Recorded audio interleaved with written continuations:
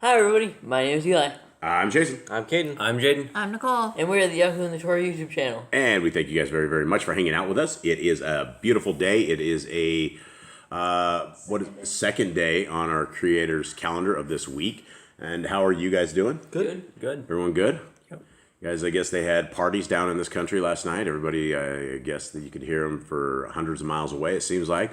I guess some sort of an Independence Day. They spent all their life savings on fireworks. Fireworks and booze, and they drink a lot. They drink a tremendous amount. I know the Irish folks have a reputation of drinking a lot.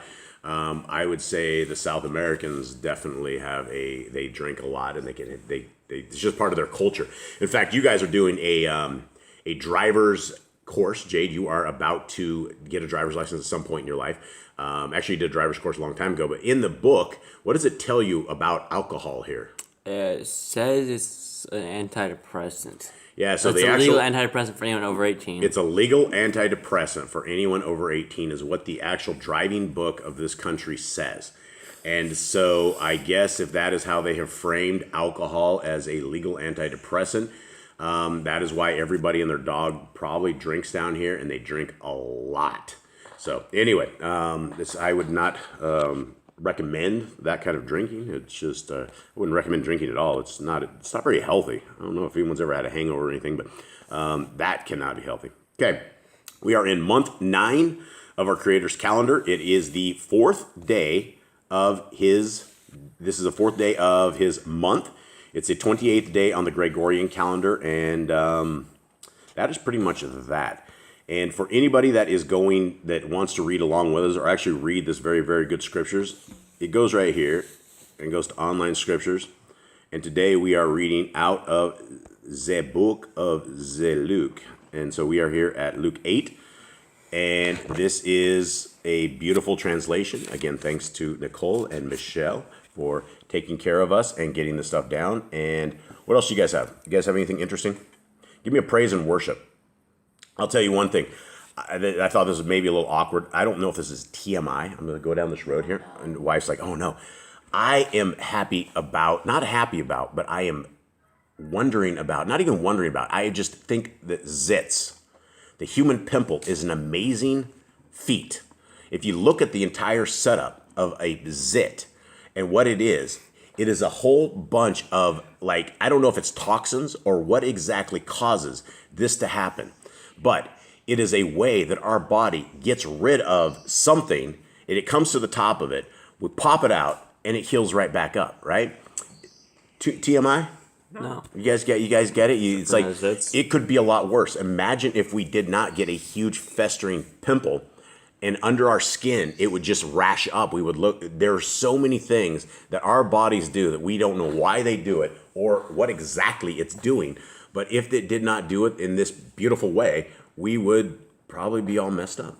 All right, anyone else have anything? The ability to talk, the ability to speak to other people.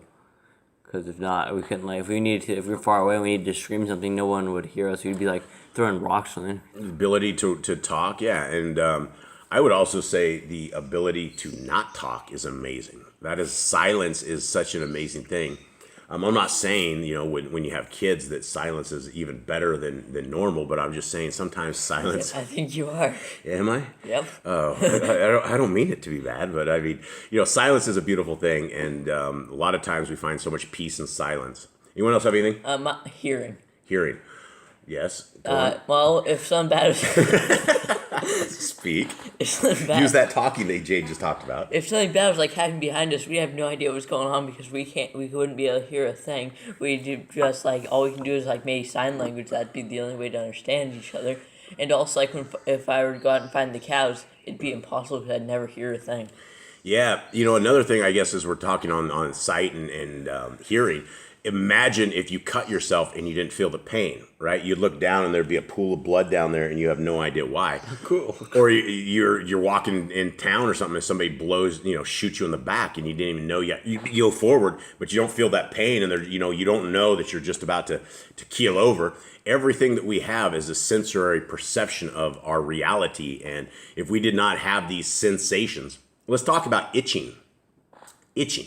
All of a sudden, out of nowhere, you end up getting an itch, right? You have no idea why you itch. So we know now down here, right? There's a couple rules of Jungle Club.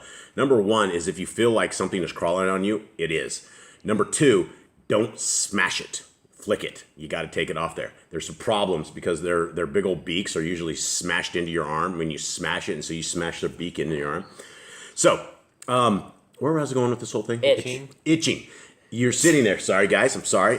Getting old. You got to blame me for getting old. Now, all of a sudden, you guys talk about this. You get an itch in your back, or you get an itch somewhere, right? One of those itches you can't do. Why do we get an itch? Because of hair? I don't think it's a hair thing. There's itches on places where we don't have hair. Does anyone know?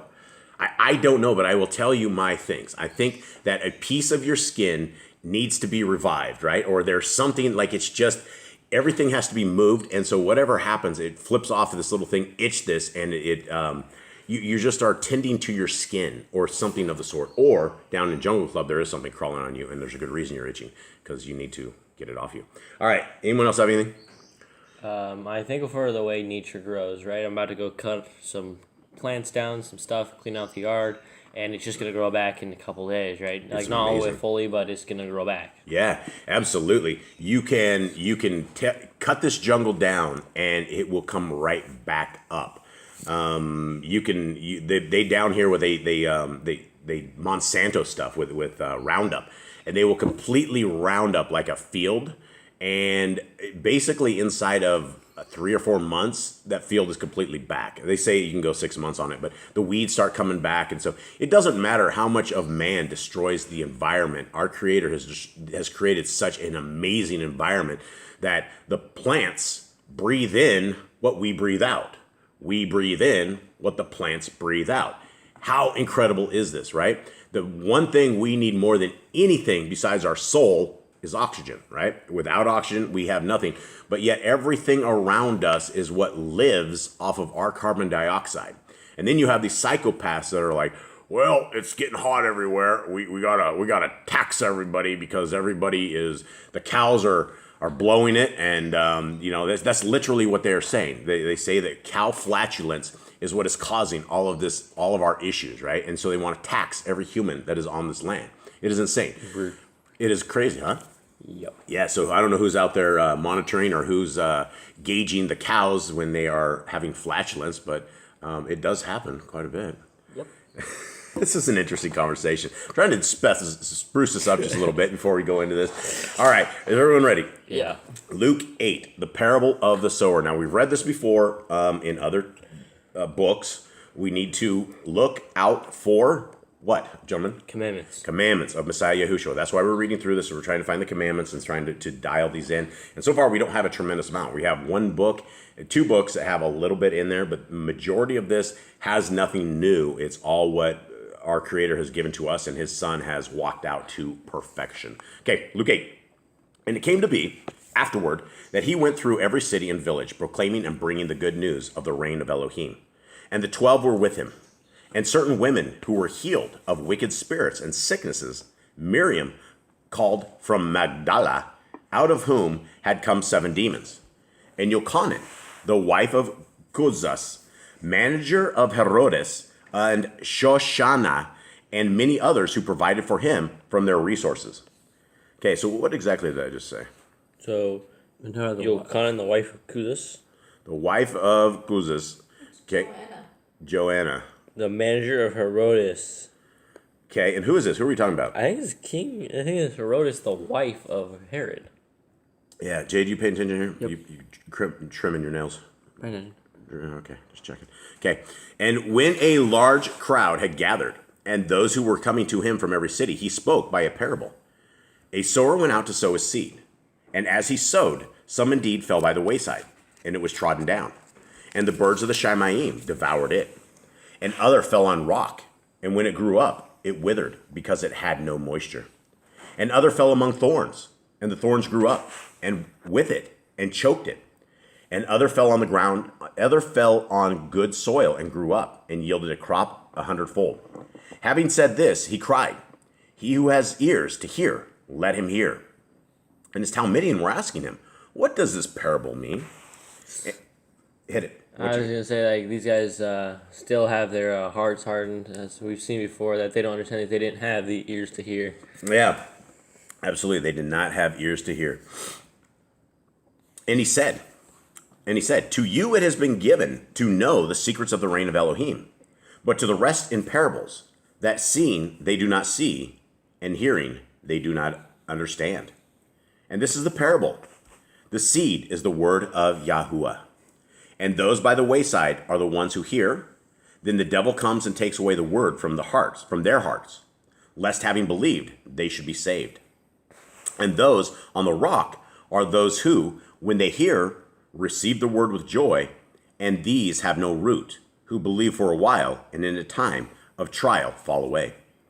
And that which fell among thorns are those who, when they have heard, go out, are choked with worries and riches and pleasures of life, and bring no fruit to perfection. And that on the good soil are those who, having heard the word with a noble and good heart, retain it and bear fruit with endurance. Okay, what are we saying right here? Let's break this down. We've broken this down before. This is a simple enough parable, right? That we get. People either hear the word and disregard it, or they hear the word and they fall out of the faith through the struggles. Yeah, the struggles of life. And it is very, very easy that if you are not embraced into the Torah, that you can fall out of the Torah, because we end up with power bills, we end up with water bills, we end up with sewer bills, we end up with house bills and sewer bills. Yeah, they charge you for sewer. Yeah, no, we had it. We were paid like hundreds of dollars when we were in the States for sewer. No, so if you are living in the United States of America, I don't know where else you are, but if you're living there, you will have normally either house payment or rent. If you own the house, you will own insurance on that. If you own the house, you will have to pay for all these other fees. You have property tax, you have all of this. There is no such thing as being free in North America. That's what I found. And people might not understand what I'm saying by that. But I will tell you that in South America, we own 30 acres, and our property taxes in 1 year is $50. And there's no other fees. There's no other registration. There's nothing else. If I can afford $50 per year, I have paid my taxes and on my acreage, and I'm good to go. I could have never done that in North America. So now when we hear about the word and it falls on thorns, who are the thorns? What are the thorns? Those are like other people. Other people, or demons could be thorns, or anything else. Anything that is going to take your heart, mind, and soul away from the will of our Creator is a thorn. Okay, this is very important. And no one having lit a lamp covers it with a vessel or puts it under a bed, but he puts it on a lampstand, so that those coming in to see the light. For whatever is hidden shall be revealed, and whatever is secret shall be known and come to light. Now, I don't want to dwell on the Hallelujah Grifter Scriptures at all. But this is something that when we scanned the entire Bible, and then they came to us and said, you need to take this down, this is the first thing I thought about. I'm like, why? We have light. What is the light, gentlemen? The light is the Torah. It is the word of Yah. And do we hide the light? Do we want people to find this hard? Do we want to have to tax people to find this? No. People already see it as a burden, and people already see it as hard. And if you are making it hard for them to get this, they're not even going to try. See, everyone wants everything free and easy because they don't want it to be under a burden. So if they have to work hard to even get a Bible, they're not even going to try it. Yeah, and then at the end of the day, they're doing this on the backs of the donation side, which is really bad.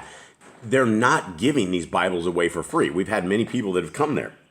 And it says, for whatever is hidden shall be revealed, and whatever is secret shall be known and come to light. Now, today is what? Today's the 28th? Tomorrow is the 29th, which makes it the beginning of 7 full years after I sent Hallelujah Scriptures an email asking them if I could run the charge and get their Bible, their Scriptures, into something that they could sell, right? This was what I was hoping for. So I could sit here and read with you all right here, just like we're reading right here. I wanted to read this with you guys.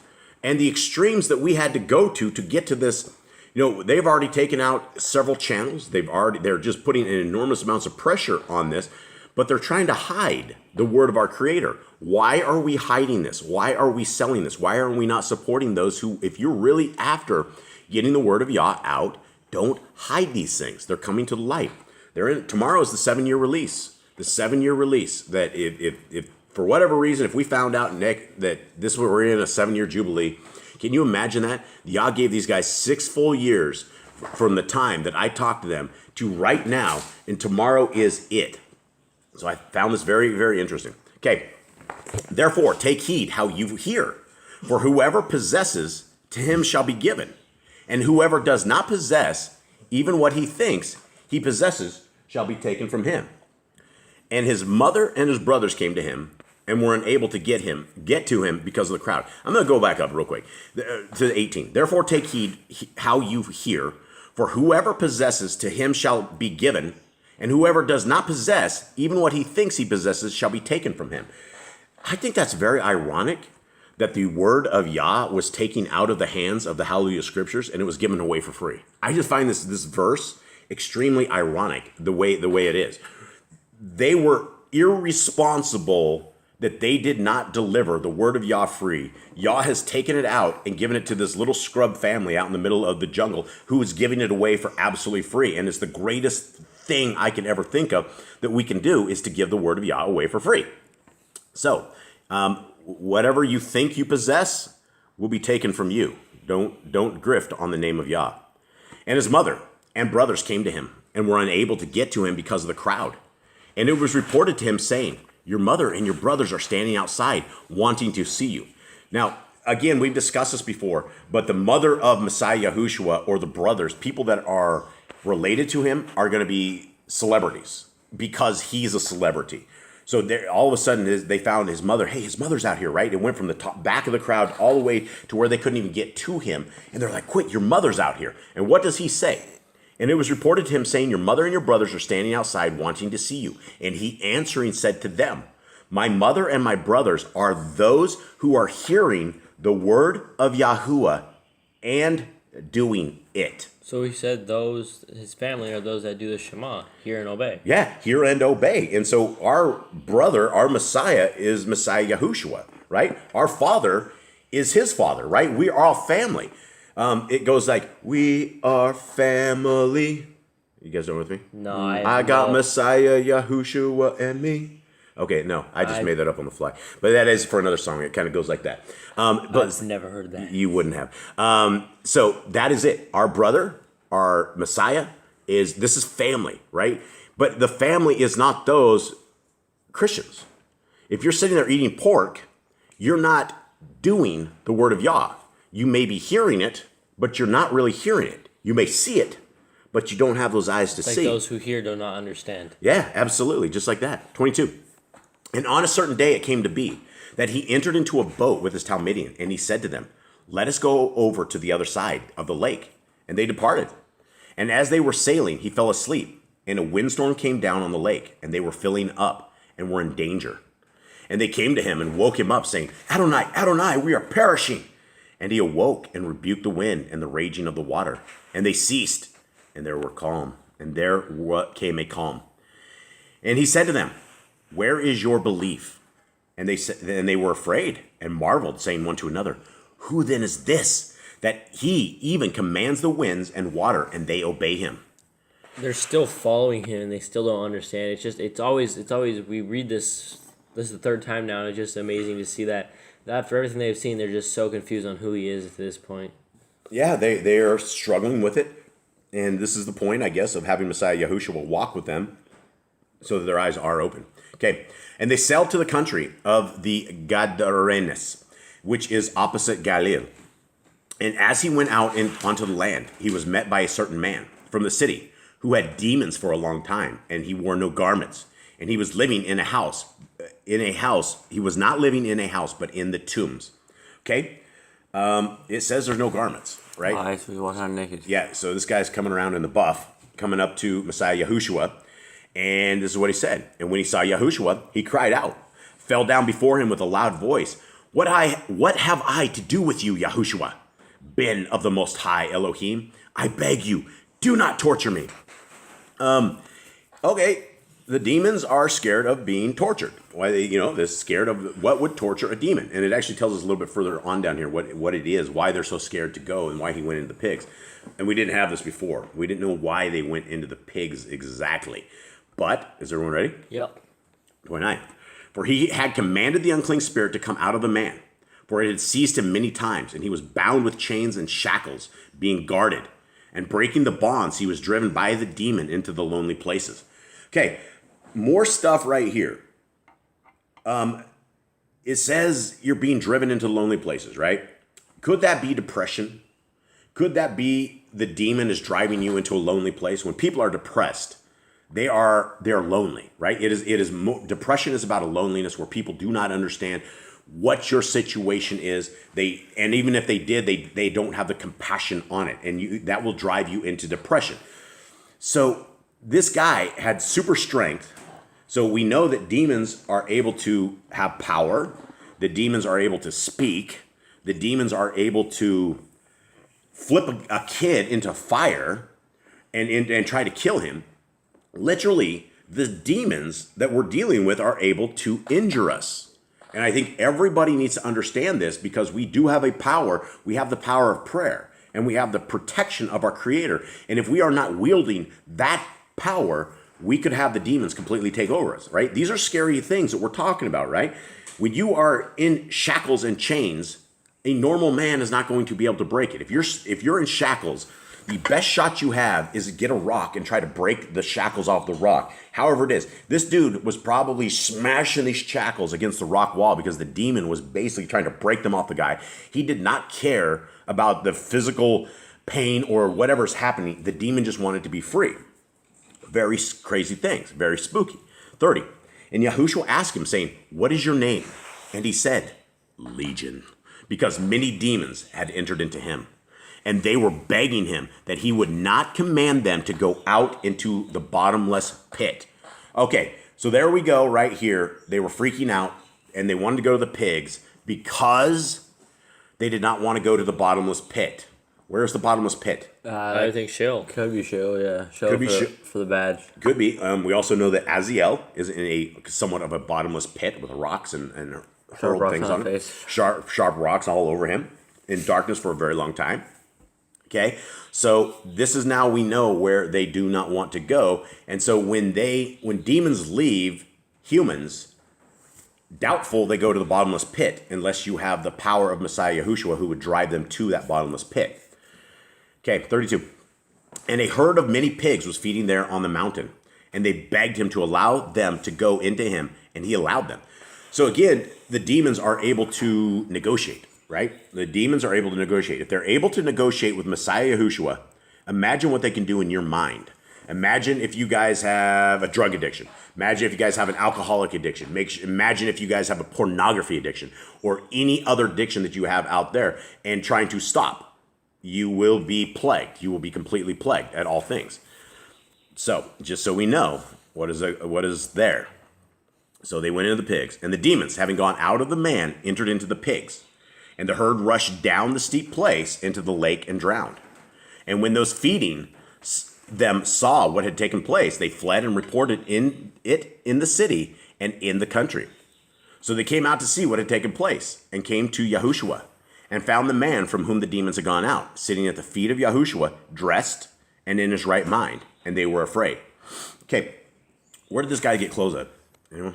I would hope Yahushua gave him some clothes. I don't know, maybe the disciples had extra clothes, or a relative of that guy found out he was like better and brought him some clothes. Something. I mean, these guys ran to, like, Yahushua was here for several days. I don't think, this was like the outskirts of the country, right? They ran into the middle of the country, and who knows how long that took. It could have been days, it could have been weeks, it could have been months. We don't know how long these people were there, and we don't know how long Yahushua was ministering to this guy. And I'm sure he was ministering to him, because, I mean, he's at the bottom of his feet. He's sitting there listening to what he has to say. Yep. So it could have been a while. Could be a while. Absolutely. 36.